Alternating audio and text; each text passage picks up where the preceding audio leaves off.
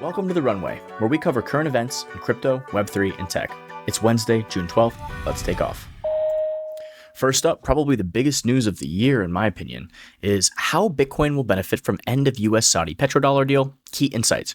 So the craziest thing about this is the fact that this is a huge 70-year deal that the U.S. has had with Saudi Arabia. Once Nixon took us off the gold standard in 1971, the dollar needed to be pegged to something else and to preserve its purchasing power through time, right?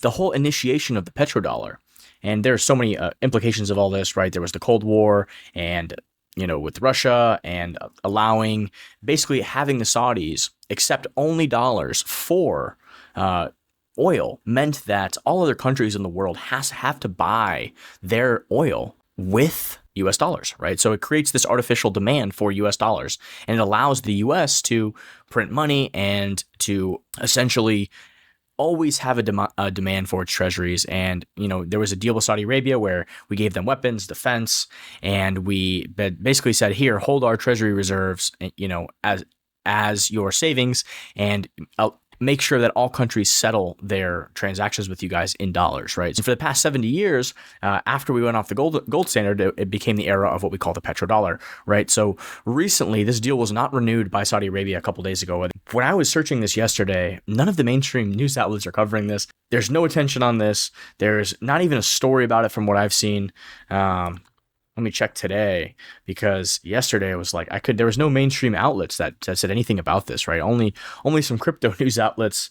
I mean, this is wild. Look at this. If you go to news, end of the petrodollar, there's no mainstream coverage of this, none at all. Kind of crazy. The Medium articles and some crypto articles covering this, right? Bizcommunity.com, maybe the most I've seen on this, which is just kind of wild, right? Because the implications of this, I think people don't understand, is that the implications of this aren't immediate, but like many other things, this is a macro headwind, a big macroeconomic event that the implications of this are going to reverberate for the next couple decades, right? So if this deal isn't renewed, and it looks like that is not going to happen.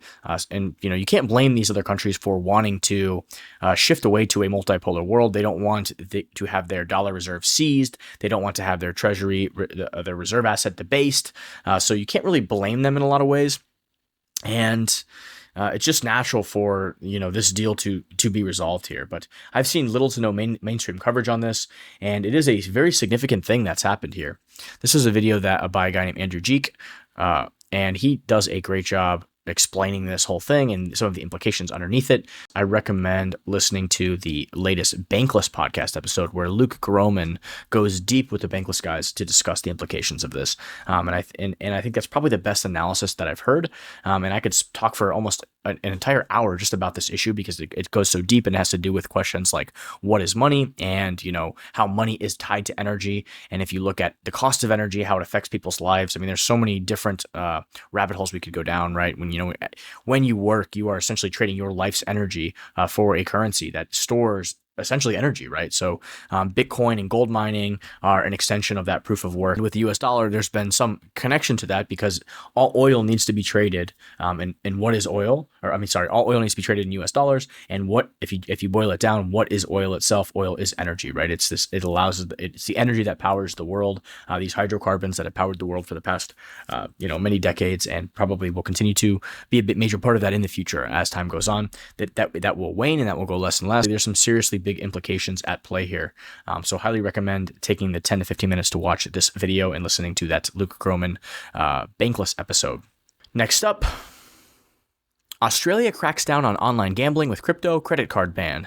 The government warned betting companies that failing to comply with new rules could result in a fine of up to 234,750 Australian dollars, which is equivalent to about 155,000 US dollars. Australia bans crypto uses in gambling. The new rules for online betting align with Australia's laws on land-based gambling. However, there are exceptions, like online lottery payments, which still allow credit cards, right? So when it's the government running the lotteries and doing these different things, you're allowed to pay with your credit card. But when it's other people that want to transact and live freely, no, that's unacceptable, right? So this whole thing, I think, is silly. Australia, they like to be paternal, and they think that they know what's best for everybody. Let adults be adults. Adults have to live by their decisions. They have to live with the repercussions and consequences of those decisions. intelligence. It's part of a free society, and it's part of being free. It's sad to see these crackdowns and all of these things, which take away optionality and choice from people and from the market. This is an interesting article as well. Stablecoin Act gives Congress alternative to overriding Biden's SAB 121 veto. President Joe Biden's veto of the SAB 121 repeal was a blow for the crypto community. Can the U.S. Congress override the veto with broad bipartisan support? So the political cost for Congress to override President Joe Biden's veto of HG Resolution 109 might be too high. Congress recently voted to pass HJ Res 109, which would repeal the U.S. Securities and Exchange Commission Staff Accounting Bulletin, SAB 121, which we've spoken about many times on this pod. Congress has the votes to overrule Biden's veto. Both chambers of Congress require a 2/3 majority to overrule it. The House of Representatives will need 290 votes to override the veto, with the Senate requiring 66. The House comprises 218 Republicans and 213 Democrats, while the Senate has 49 Republicans, 47 Democrats, and 4 independent senators. Despite the crypto-friendly tendency within the Republican Party, with former president and current presidential candidate Donald Trump recently coming out as proponent of the crypto industry, it still needs to sway several Democrats to succeed in overturning the veto. But crypto doesn't seem as divisive or as polarized as other issues. In a recent episode of the Unchained podcast, Republican Senator Cynthia Lummis said the principal reason to be able to gather bipartisan support to repeal SAB 121 wasn't because of a political accomplishment, but simply because it hadn't gone through the proper procedure, right? So the SEC abused its power and displayed authoritarian tendencies by not following the procedure to put these rules in place and to do these things, which requires a comment period and it requires a discussion period. And they just simply said, we're above the law. We're going to do whatever the hell we want, right? So that's exactly what they did. And that's part of the reason that there's been somewhat bipartisan level of rejection of this. Now, my thought on this is show me the money. Let's see if the Democrat side of the aisle is really willing to be bipartisan on this issue, and if they're willing to support the crypto industry and the Web3 industry. So the proof is in the pudding. Bitcoin ETFs break 19-day inflow streak as net outflows hit 65 million. So this was from yesterday, I believe, and I think that it's important to comment that not all days are going to be green. Some days are going to be red, and again, you have to take everything with a grain of salt, and you have to look at over time and look at the trend, right? So the trend that we've seen over the past many months is an extremely bullish trend up and to the right. My right is here. For you guys, it might be here because you're looking at the camera, but it's important to note that, so there will be inflows and there will be outflows. For our last big story of the day that happened over the past couple days, we have Meet Apple Intelligence, the iPhone maker's flavor of AI. Apple on Monday unveiled Apple Intelligence. It's planned to harness advances in artificial intelligence to improve the software that powers the iPhone, Mac, and other products. So I think that this was inevitable that they were going to have a play in this industry. Everybody uses their phones for everything they do. So there's no surprise here. There has been, and we're going to go into that when we do some of our X Factor takes. There's been some question about how this technology is going to be implemented for Apple, and are they going to be capable and able to protect user privacy, which has something that they've historically been pretty good at. So they've gotten the benefit of the doubt there. So we can discuss that a little bit further. The main hiccup there for many is the fact that a lot of the stuff that's done that protects your privacy is done on your device, right? So when you use your device and you're doing stuff with images and doing these different things, the onboard processing of the iPhone itself, for example, is able to do those rendering, and no information has to leave the device to be processed and sent back.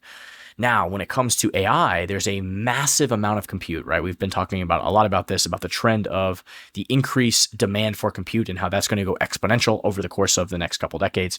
And Apple is no different. The demand for compute is insane, and the resource cost, the real GPUs in real time, the power cost associated with that, all of that compute can't really easily be done on just a small iPhone, right? So what needs to happen is these requests, this information needs to go from your phone to the cloud, into a data center somewhere and be generated and then sent back, right? So the question is, this new aspect where things have to be transferred to the cloud and have to be sent, puts your data potentially at risk, right? It's a lot harder to make sure that there's privacy there when there's man-in-the-middle attacks and all sorts of other cryptographical concerns there.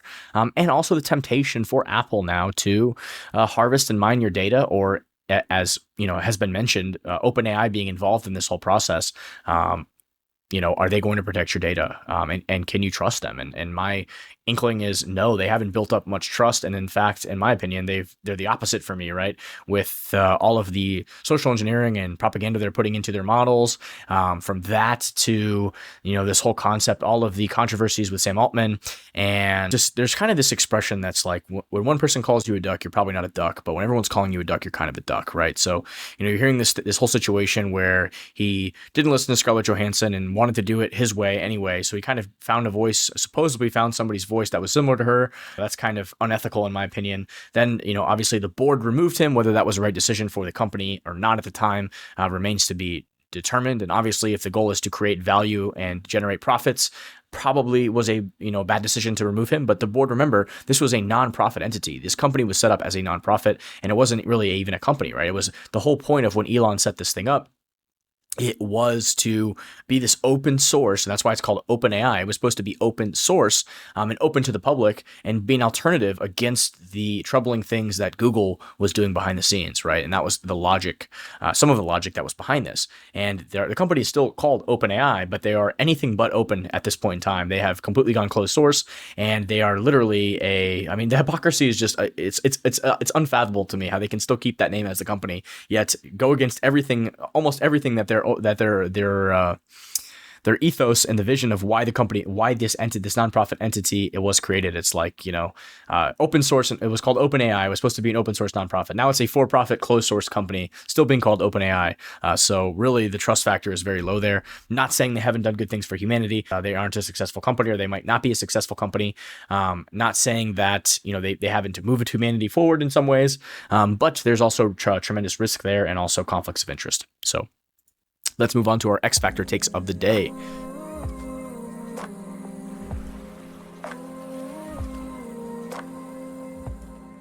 Frank Corva. One of the things I love most about Bitcoin is that it's a space in which activists and entrepreneurs work together. The two groups met this week at the Oslo Freedom Forum to discuss how to best create tools for vulnerable groups. My latest for Forbes Crypto. This is one of the things around Bitcoin that really drives me, and that makes me want to continue to be a part of this and donate my life's energy to working on this project. Obviously, I believe and align with the Cypherpunk'd vision and all of the fundamental aspects of Bitcoin. But the idea that you actually can participate in something that's doing something meaningful for the world, giving financial inclusion permissionlessly to billions of people on this planet who don't have access to those things, right? To be able to store their lives and life's work energy, right? And a currency that can't be debased by governments and abused by authoritarians and hyperinflated away, right? Their savings for their children and all those things. That's a powerful thing, right? So that aspect of the activism side of things is really appeals to me and drew me in.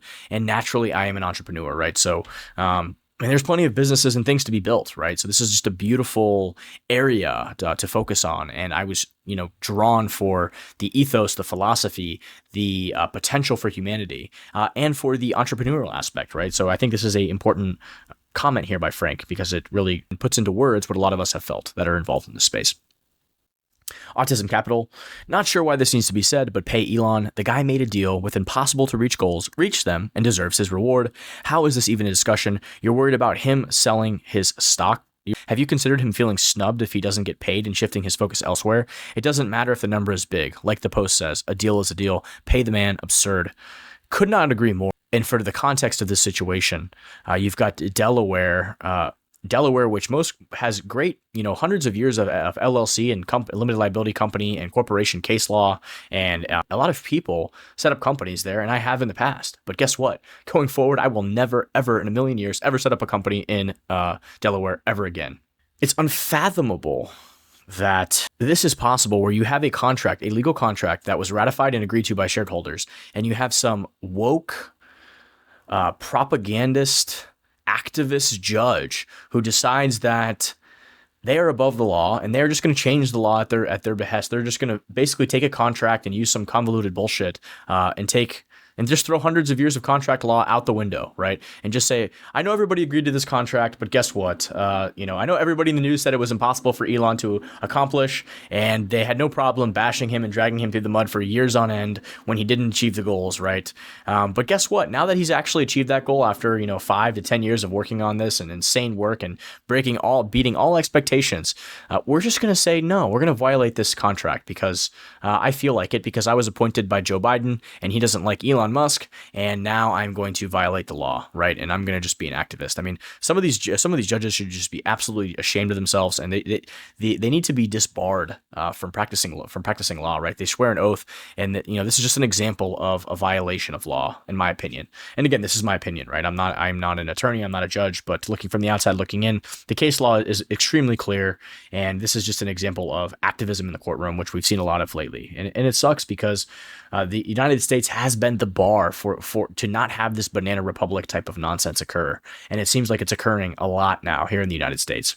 Next up, and here is a Tech Watch project, and we've watched a lot of videos from them and a lot of posts. Here is Dr. Robert Epstein talking about search engine manipulation effect. I think it's called SEAM, he calls it. Let's listen to what he has to say here. The search engine, which was intended just to be a kind of index to what's on the internet, the search engine is shifting the views of people who are undecided on some issue or other. Well, I've thought a lot about this issue, and here's my take on it, right? This is obviously extremely unethical, and Google engages in this constantly. We've talked about it a lot on this podcast, and it's, in my opinion, it's evil, right? You're manipulating people, you're pushing propaganda. You might be thinking you're massively socially engineering, hundreds of millions, if not billions of people on this planet, right? So you've abused your power, and this stuff swings elections and changes elections, right? So what's the value of being able to swing an election in this fashion, right? I think that if you're going to do this, right, as a company, that should be with these ephemeral experiences. They're obviously hiding what they're doing because they know it's evil and they know it's wrong. And I think that a lawsuit needs to be brought, and they need to figure out let's take the evidence and let's figure out how many votes you moved in an election by contributing this, let's call it marketing or whatever it is that you're doing, manipulation. I don't know how you annotate that. That is a political donation by a huge tech company. And what's the value on that donation that swung 20% of the election, right? That's hundreds of billions of dollars, right? Or hundreds of millions of dollars at the very least, right? So that should be reported. And if is that legal? Can one entity donate that amount of money? Is there a cap there? I mean, I don't know all these rules. I don't know all the regulations, but at the very least, it should be reported as a political donation, and it should be outlined by what it is, right? Social engineering the population, right? So definitely, if you haven't gone down the rabbit hole on his work, go to the Tech Watch project, check it out, do a little research on Dr. Robert Epstein, look at his biography and his books and some of the stuff he's done and researched. Fantastic work by him. Elon Musk. It's patently absurd that Apple isn't smart enough to make their own AI, yet is somehow capable of ensuring that OpenAI will protect your security and privacy. Apple has no clue what's actually going on once they hand your data over to OpenAI. They are selling you down the river. Elon is very animated, and this is his take, and I agree with some of it, and I disagree maybe that we know for sure that they're doing this, but I do agree that it's important to call these things out and to make sure that they're done correctly, right? So let's see what Apple has in play. We mentioned some things about how the data will travel from the phone, go through the cloud, and who else has access to that data as it's going through the cloud, and then when that data reaches the cloud, is this being done? Is Apple making sure that's cryptographically secure data? Is it encrypted? Does OpenAI? What does OpenAI actually have access to? What data can they see? How it plays out, right? Let's move along. Justin, world's largest bank, ICBC, says Bitcoin solves gold's problem of divisibility and inconvenient to carry. This idea of divisibility is a characteristic of money, right? It's why people first put their gold in banks and got paper notes that represented that gold, because gold itself was not easy and divisible to use for small value transactions. It is very hard to take a bar of gold and cut off a couple flakes when you want to buy a sandwich. Bitcoin breaks down into 100 million subunits called Satoshis, right? So you can send somebody 0.000000001 of a Bitcoin, right? In the same way that a dollar bill, you can get 100 pennies. It's divisible down to a cent, to 100 cents. A Bitcoin is divisible down to 100 million, what we call Satoshis or sats. Nobody wants to carry a heavy piece of gold in their pocket, but obviously with Bitcoin, it's portable on any device. You can have your public-private key, and you can store it even in your brain, right? So it's not inconvenient to carry whatsoever. There are many other characteristics that we could go down and talk about, and we will in the future discuss those different characteristics of money in their proper contexts. Mitchell, I think Elon Musk is most likely candidate to be the creator of Bitcoin, Satoshi Nakamoto. Here are a few reasons why. His X.com email was on the mailing list that Satoshi sent the white paper to. Already working on payments before Bitcoin PayPal. Already wealthy, no need to touch Satoshi coins. Lived in Bay Area during the mid-2000s. Satoshi's IP was doxed there. Double space after period, coded in C++. Elon's strongest language. Meme-like dialect, retarded. If you don't believe it, I don't have time to convince you. Wide breadth of knowledge, programming, history, economics, incentives. Everything Elon is building, electric cars, brain chips, global satellites, would be needed for a surveillance state. The only missing piece is onboarding the world to a transparent monetary network. And this is a wild one. Equals Ash from Pokemon, whose name is Satoshi in Japanese. Quite a stretch there. I've watched his evolution to understand Bitcoin. I mean, many times I feel like in the past he said some bad things about Bitcoin where he didn't really fully grasp some concepts. I think it's one of the reasons he's embraced Dogecoin so much more as he starts to understand the aspects more and more. So do not think he's Satoshi. Eric Voorhees. From Apple AI's announcement yesterday, it appears they have built a truly impressive privacy apparatus through which all user data will be funneled. But you have to trust them. You must trust them today and trust them tomorrow. You must trust both in their abilities and in the inabilities of their every adversary. You must trust every government that rules over them in every jurisdiction. I believe they are earnest. I believe they are talented. And yet, I believe that no group of humans ought to be entrusted to such a degree. It is too great a central point of failure. Society should not be built in this way. Wow, that is a powerful post. He's definitely an early Bitcoiner, incredibly intelligent, and I've watched lately he's become much more philosophical in nature, and I love to. And I mean, he's always been a philosophical thinker, but the way he's been expressing himself, from the Coin Center Gala speech to some of his recent Twitter posts, I think he's improving in those areas and getting his message across in a much more clear and powerful way. So kudos to you, Eric. Jameson Lopp. If you want to invest in Bitcoin on a long time horizon, 10 plus years, then consider this. The likelihood that any given custodian will still be operating in 10 years is far lower than the likelihood that the network will still be operating in 10 years, right? So the network, if you self-custody, this is a message and a call to action for self-custody, right? If you want to buy Bitcoin, if you want to invest in it, if you want to hold it with your own private keys. Make sure you have some of your funds in your own custody. You're not trusting a third-party custodian.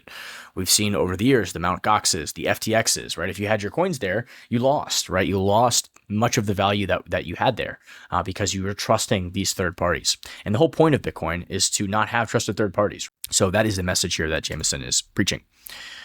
Justin, Joe Biden's campaign is in talks to accept crypto donations through Coinbase Commerce, the block reports. You literally cannot make this up. The administration and the guy who has done whose administration has done nothing but step on the industry, use unconstitutional methods with Choke Point 2.0 behind the scenes, the anti-crypto army, vetoing SAB 121, which was a bipartisan overruling of the SEC, violating their own powers and violating the law, from wasting millions of taxpayer dollars to block things like the Bitcoin ETF, to force the industry to go to court, to, affect and sue some of the best companies and the well-run companies like Coinbase, like Kraken, like Robinhood, that are US-based companies, to attack the industry there, to then be able to have the audacity to now turn around and say, oh, this is easy to accept money and we want this crypto. We're going to accept this as a donation. I mean, you just cannot make this up, right? So where 2etrizzy.crypto says, donating your crypto to Joe Biden is the L of a lifetime. Let me veto a crypto bill that accepts crypto donations. This country makes no sense. Bro vetoed a bill, tried to get Trump in prison, saw the hundreds of millions he raised, and said, time to milk this one too. Wild. This guy has to go. I mean, this is ridiculous. Ryan Selkis. Are you guys going to donate crypto to Biden while they're debanking crypto exchange customers? Please say no. And he comments, Fred Wilson, Albert Wenger, and Novogratz don't fall for @Ron Conway's trap. And I believe Ron Conway is the for the Biden administration, right? So I got this too. From a reliable source, I'm hearing word of a new push pressure for debanking any account with ACH wire to certain crypto exchanges. This is including all US-based teams. Lots of folks getting harmed by this. Is this the newer, friendlier Joe Biden we've been hearing about? I have a big business deal that I've been doing with another entity in the space. And recently, I'm purchasing a bunch of GPUs and equipment from them, and it appears like they've been debanked, right? So now I have a new bank. They have a new bank that they're using, right? So they've insinuated that there was, some shady stuff happening and they got screwed in some way. So I'm not surprised at all to hear this. I've myself have suffered this over the years, had to escalate at my own credit union to the vice president to get it overruled I was onboarding with multiple banks that basically said, hey, behind the scenes, we can't do this anymore. We were in the full-on process of onboarding and they wanted crypto business. And all of a sudden, hey, something changed. We've been basically warned. We've been, nudged under the table in an unconstitutional manner that we can't now bank you. Very wild. Very wild. Mario Naufal, Trump met with the CEO of Bitcoin Magazine and top U.S. Bitcoin miners, pledging to support Bitcoin mining both in Washington, D.C. and globally. Key attendees include derivatives, representatives from CleanSpark, Riot Platforms, and Marathon Digital. Recently, Trump accepted Bitcoin donations and expressed support for crypto holders' rights, gaining significant backing from the crypto community. Make Bitcoin great again. So, I at this point in time, going into November's cycle, you've got two stark different choices here. It's about as clear as day. I don't know how it could be any clearer here, what your options are. Here's Tim Draper. I have loved email since I made an investment in Hotmail in 1996, sold it to Microsoft. In 2022, we made another startup investment into Ethermail, a Web3 email provider which uses the blockchain to upgrade email to include payment, identification, and encryption. Now millions of users are using their solution, and they can get rewarded to receive promotional emails. It's amazing to see a transformation in email 26 years later. Ethermail.io, definitely going to check this out. Super interested, and let's do it together, guys. Let's just click over here. Ethereum is this decentralized application store, and I just listened to a recent Bankless episode about talking about all of the different things that Ether could potentially be, this internet bond, super sound money. Some of them make a lot more sense than others. This digital oil, I love that analogy because to use the platform, you use Ethereum. It's kind of the oil that you burn essentially when you're doing transaction or you're deploying a smart contract or you're minting an NFT or anything that you're doing, right? You're sending value through Ethermail. So very interesting. Ethermail is building the bridge between Web 2.0 and Web 3.0 via email, bringing full inbox ownership, control, and sovereignty back to users. Very powerful stuff. Love to see it. I haven't checked it out yet, but I'm absolutely going to check it out now, and it looks very interesting. David Hoffman from Bankless. If Terraform Labs actually has $4.5 billion in assets, and if it actually is paid as a fine to the SEC Gov, instead of the users who lost money, it'll be one of the craziest examples of agency corruption in our lifetimes. Could not agree more. Again, the US-SEC Gov, they come in and do all this stuff, but is it to protect investors, or is it for them to just make a bunch of money and fill the government coffers at the stake of all of the innocents, right? And it seems like that is what their status quo is, whether it comes to whether it's the IRS with FTX or whether it's their fines against FTX, or it's what they did with BlockFi, where people had to scream and complain, and then they said they're going to give the money back to users. This is just unbelievable corruption. This is like an organized mob at ridiculous scale, right? So Ryan Selkis also comments on this. If this doesn't immediately go to a victims restitution fund for investors, Gary Gensler should very literally go to prison for the rest of his life. Could not agree more. This is ridiculous, right? So they're not saving or protecting anybody. All they are is just, extorting these different companies. And instead of taking that money, giving it back to the users, it's not going. They basically take it as a fine for themselves. Just absolutely absurd. And hopefully I'm wrong, and hopefully they don't do that. Ryan Selkis, abolish the FDA and the DOE, SEC, FBI, IRS, etc. Totally agree here. Here's Mike Solana. So now the FDA has voted almost unanimously against the use of MDMA as a treatment for PTSD, a shock setback for the psychedelic sector, while MDMA, also known as ecstasy or Molly, depending on your friend group and budget, is already prescribed in Australia for PTSD and depression. The committee came to a 10-1 vote that the risks outweighed its benefits. Also highlighting there couldn't have been a blind study if half the participants were tripping balls, which, okay, good point. But over 10,000 US vets commit suicide every year. We haven't seen a new PTSD treatment in over 2 decades, and some 2 million Americans already use the drug. The risks, do these experts hear themselves? We've been observing the risks of MDMA since the 1967 Summer of Love. It's fine. Everyone is fine. Abolish the FDA and let our boys see God. So again, I don't use any drugs personally myself, but I think the data is very clear on this issue.